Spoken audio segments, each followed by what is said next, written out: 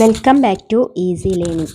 ഇന്നത്തെ ക്ലാസ്സിൽ എടുക്കാൻ പോകുന്നത് 10ാം ക്ലാസ്സിലെ തുല്യത പഠിതാക്കൾക്ക് വേണ്ടിയിട്ടുള്ള ക്ലാസ്സാണ് കേട്ടോ.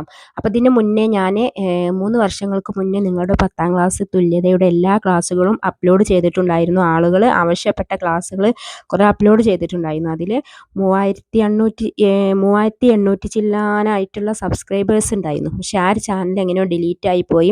അപ്പം ഞാൻ വീണ്ടും ഈ ഒരു ക്ലാസ് നിങ്ങൾക്ക് വേണ്ടിയിട്ട് തുടങ്ങുകയാണ്. അപ്പം നിങ്ങളെല്ലാവരുടെ സപ്പോർട്ടും സഹകരണവും വേണം.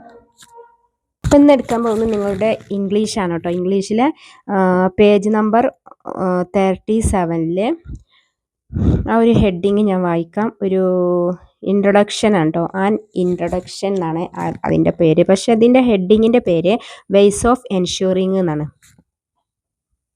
വേസ് ഓഫ് എൻഷുറിങ് പറഞ്ഞാൽ എന്താണ്? ഉറപ്പാക്കാനുള്ള വഴികൾ എന്നാണ്.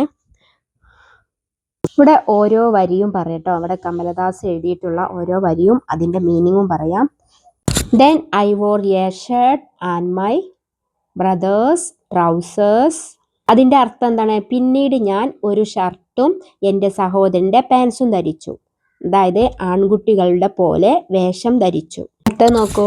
Cut my hair short and ignored my woman lines. ഇനി എൻ്റെ അർത്ഥം പറയാം. മുടി ചെറുതായി വെട്ടി എൻ്റെ സ്ത്രീത്വത്തെ ഞാൻ അവഗണിച്ചു. അതായത് സമൂഹം പറയുന്ന പെൺസ്വഭാവം വേണ്ട എന്ന് ഞാൻ വെച്ചു. ആണുങ്ങളുടെ വേഷത്തിൽ നടന്നു എന്നാണ് പറയുന്നത്. ഇത് വായിക്കാം.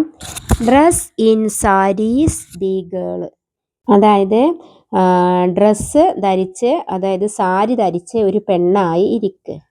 B wife they said. അപ്പം എന്താ പറയുന്നത്?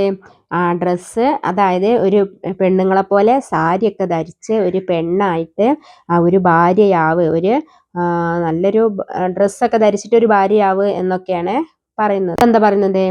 Be embroiders be cook. എന്തൊക്കെയാ പറയുന്നത്? നീ ഒരു തുന്നൽക്കാരിയാകെ, പിന്നെ ഒരു പാചകക്കാരിയാവ്.